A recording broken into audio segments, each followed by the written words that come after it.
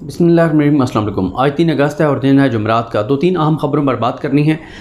एक तो बल्ले का निशान बैलेट पेपर से गायब करने के लिए एक और प्रोसेस का आगाज़ हो गया है। सबसे पहली कोशिश वफाकी हुकूमत की जानिब से की गई थी कि किसी तरह से बैलेट पेपर से बल्ले के निशान को गायब कर दिया जाए। उसकी वजूहात भी मैं आपको बताता हूँ। लेकिन उस वक्त उनकी कोशिश ये नाकाम हो गई थी, क्योंकि ये बताया गया था उनको कि कोई और रास्ता नहीं है सिवाय इसके कि जो वफाकी हुकूमत है वो रेफरेंस भेजे सुप्रीम कोर्ट ऑफ पाकिस्तान को, सुप्रीम कोर्ट ऑफ पाकिस्तान उस पर फैसला करे। उसके बाद जो शहबाज शरीफ के मामले खुसूसी हैं, जो एक पीडीएम की नई एक जो विंग है, पीडीएम का नया हिस्सा है इस्तेकाम पाकिस्तान पार्टी, उससे तल्लुक़ है। ओन चौधरी जो शहबाज शरीफ के मुशीर हैं, मामले खुसूसी हैं, उनकी काबीना का हिस्सा हैं। तमाम पाकिस्तान के अंदर जो मौजूदा हुकूमत के तबाही और बर्बादी वाले फ़ैसले हैं, महंगाई, हर चीज़ के जो फ़ैसले हैं, उसमें ओन चौधरी जो है वो इस्तेकाम पाकिस्तान पार्टी के ये शरीक हैं। ये पूरी काबीना उस काबीने का हिस्सा हैं जिसने पाकिस्तान में वो तमाम फ़ैसले किए हैं जिनकी वजह से आज पाकिस्तान का हर गरीब जो है वो बिलख रहा है। तो और लोगों के लिए ज़िंदगी गुजारना मुश्किल हो गया है, जीना मुश्किल हो गया है, 2 वक्त की रोटी जो है वो मुश्किल हो गई है। उन तमाम फ़ैसलों में इस्तेकाम पाकिस्तान पार्टी भी शरीक है। MQM तो वैसे ही है, ज़ाहिर है MQM, मौलाना फजल रहमान, अचकज़ई, मेंगल, ये सब शरीक हैं इस तमाम चीज़ों में।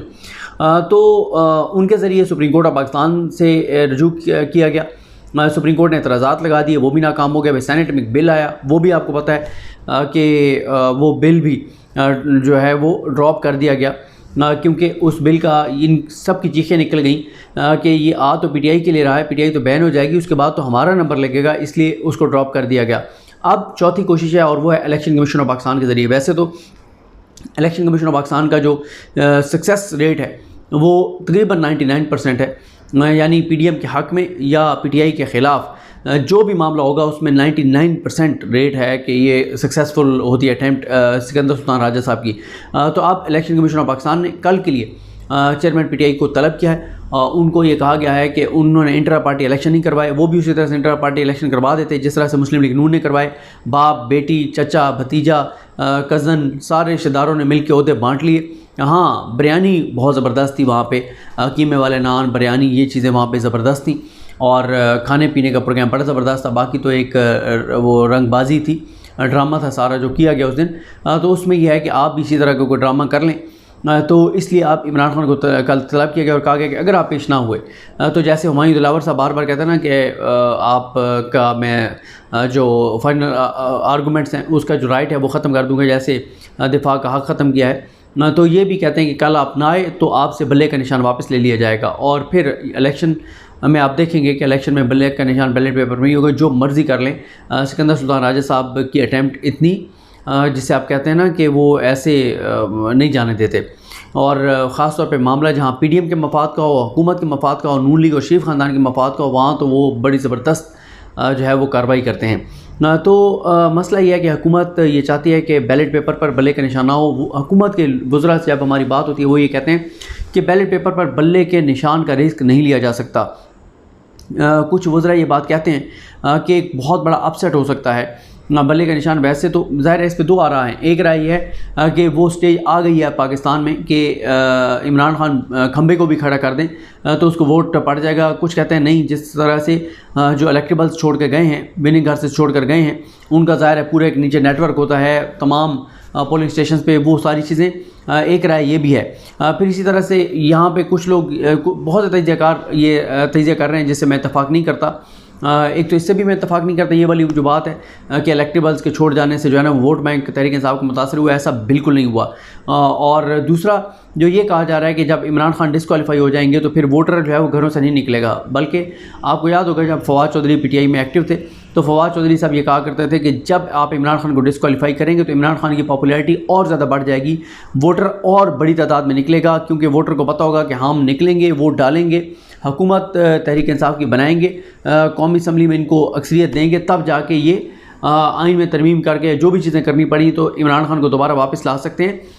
तो ये एक, और वो जो तजियाकार कह रहे हैं ना कि जो नून लीग के हामी तजियाकार हैं जी वो लोग डिसार्ट हो जाएंगे और नहीं निकलेंगे, वो उनको खुद नून लीग भी इतना सीरियस नहीं लेती। यही वजह है कि नून लीग आगे चल के आपको बताता हूँ कि अपने मुंह काला करने के लिए, मुंह पर कालक मलने के लिए उन्होंने एक इजलास बुला लिया ताकि इलेक्शन में ना जाना पड़े।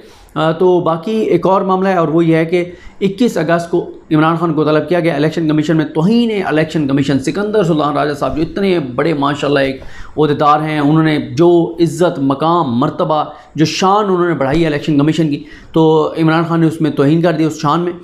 तो इस गुस्ताखी पर इमरान खान पर फ़र्द जुर्म जो है वो आयद की जाएगी 21 जो है वो अगस्त को।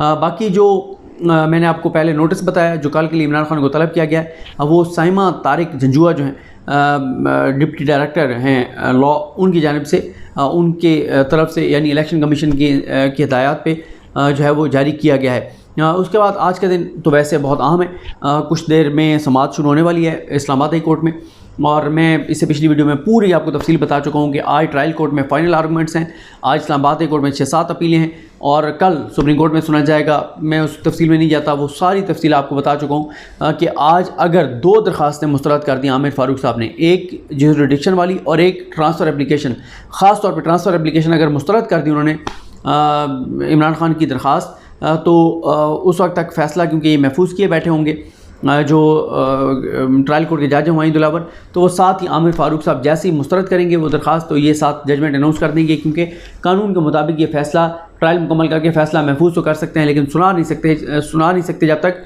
ट्रांसफ़र एप्लीकेशन जो है वो पेंडिंग है। सुप्रीम कोर्ट ने जिस तरह से इस बात की निशानदेही की है। बाकी जो मैंने कहा कि नून लीग जो किसी सूरत में इलेक्शन में नहीं जाना चाहती, इलेक्शन का नाम ले तो उनकी कांपें टांग जाती हैं और कांपने लग जाते हैं, थर थर कांपने लग जाते हैं और माथे पे पसीना होता है और हवास बाख्ता हो जाते हैं, खौफज़दा हो जाते हैं। बिल्कुल उसी तरह से इनके प्लेटलेट्स गिर जाते हैं, जैसे मियाँ साहब को जब ये कहा जाता है कि आपको पाकिस्तान लेकर जाना है तो उनके प्लेटलेट्स गिर जाते हैं, डॉक्टर कहते हैं कि बिल्कुल आपने पाकिस्तान की तरफ सफ़र नहीं करना, तो इन सारों की ये हालत हो जाती है। तो अब इन्होंने मुँह पर कालक मलने के लिए CCI के इजलास बुलाए जिसमें ये मंजूरी दिलवाएंगे जो मरदमशुमारी उसकी, फिर उसको नोटिफाई करेंगे ताकि इलेक्शन जो है वो 7-8 माह तो आगे जाए ना, 7-8 माह के बाद पता नहीं होते हैं नहीं होते, तो ये तारीख़ में मुंह पे कालक जो मलने जा रही है वो मुस्लिम लीग नून मलने जा रही है, जिस तरह कि इन्होंने कानून साजियाँ की हैं, जो इन्होंने निगरान को मुख्तरात दिए हैं और अब जो CCI के इजलास बुला के और जो मरदमशुमारी के ऊपर ये करने जा रहे हैं। आप अंदाज़ा लगाएं कि जिस हुकूमत का वज़ीर कानून ये कहे कि 4 से 6 हफ्ते इलेक्शन आगे चला जाएगा, फिर क्या मसला है। आर्टिकल 254 इसीलिए टाइम जिसमें होता है कि कोई आइनी काम जो आइन में दी गई मुद्दत है उसके बाद भी अगर होगा तो आर्टिकल 254 जो है वो उसको जो है वो कर देगा, कवर दे देगा। और इरफान कादिर साहब माशाल्लाह जो लीगल एडवाइज़र हैं इस हुकूमत के बहुत से मामलात में, वो तो ये कहते हैं कि आइन में ये ज़रूर लिखा हुआ है कि 90 दिन में इलेक्शन कराने, ये कहीं नहीं लिखा हुआ कि अगर 90 दिन में इलेक्शन नहीं होगा तो फिर क्या होगा, तो कोई टेंशन वाली बात नहीं है। तो ये पहली हुकूमत है जो इस बात को सपोर्ट कर रही है कि इलेक्शन नहीं होने चाहिए, क्योंकि इनको पता है कि जो इन्होंने अवाम के साथ किया और जो अवाम इनके साथ करेगी, अवाम में जाना नहीं चाहते।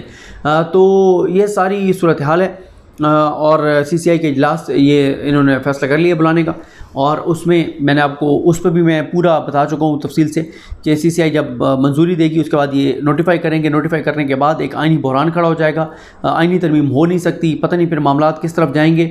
लेकिन ये है कि 6-7-8 माह इसमें गुजर जाएंगे, चीफ इलेक्शन कमिश्नर हाथ खड़े कर देंगे कि मैं इलेक्शन नहीं करा सकता, और इससे नून लीग का पर्पज़ भी सर्व हो जाएगा। बाकी बाजोड़ में जो धमाका हुआ उसमें शोधा की तादाद जो है वो 63 हो गई है, और ज़रा चेक करें कि आजकल जमीयत उलमा इस्लाम वाले इल्ज़ाम किस पे लगा रहे हैं कि ये जो बाजोड़ में धमाका हुआ है वो किसने कराया है, तो आपको अंदाज़ा होगा कि ये कितने सिंसियर हैं। और ये बहुत सी जगहों पे सिंसियरिटी उस वक्त तक दिखा रहे थे जब तक ये इमरान खान से डरे हुए थे कि इमरान खान से हमें बचाओ और इमरान खान को डिस्क्वालीफाई कराओ। अब जब इनको नज़र आ रहा है कि इमरान खान डिस्क्वालीफाई होने जा रहा है, तो अब इन्होंने जो है वो अजीब-ओ-गरीब हमले जो है वो शुरू कर दिए हैं। तो ये सूरत हाल है। आज भी कौमी असम्बली का इजलास होगा, धड़ कानून पास होंगे, और रियाज़ुल हक साहब ने जैसे ट्वीट किया था कि 40 से 50 समरियाँ इन्होंने मंजूर करवाई हैं, समरियाँ और बहुत सी चीज़ें जो है वो सर्कुलेशन के ज़रिए। तो ये इनके हालात हैं, ये इनकी सूरत हाल है। कल इमरान खान को पेश होना पड़ेगा इलेक्शन कमीशन, वरना बल्ले का निशान वैसे उड़ जाएगा। फिर इलेक्शन कमीशन ने साथ ही इन्होंने फ़ौरन बल्ले का निशान PTI पार्लियामेंटेरियंस को दे देना है, उन्होंने कहना है हमें दें, और वो चाहे रजिस्टर बाद में होंगे लेकिन इलेक्शन कमीशन उनको पहले दे सकता है बल्ले का निशान, जिस तरह से इलेक्शन कमीशन में मामलात हालात वाक़यात चल रहे हैं। तो आज का दिन बहुत इंपॉर्टेंट है। मिलिट्री कोर्ट्स के हवाले से सुप्रीम कोर्ट ऑफ पाकिस्तान में भी आज समाअत है, और कल सुप्रीम कोर्ट में इमरान खान की अपील पर तोशाखाना केस की भी समाअत होगी। तो देखते हैं आज सबसे ज़्यादा इंपॉर्टेंट जो है वो इस्लामाबाद हाई कोर्ट है कि इस्लामाबाद हाई कोर्ट से आज क्या होता है। मुझे अपनी दुआ में याद रखें। अल्लाह करीम हम सब का हामी नासर हो। अल्लाह हाफ़िज़।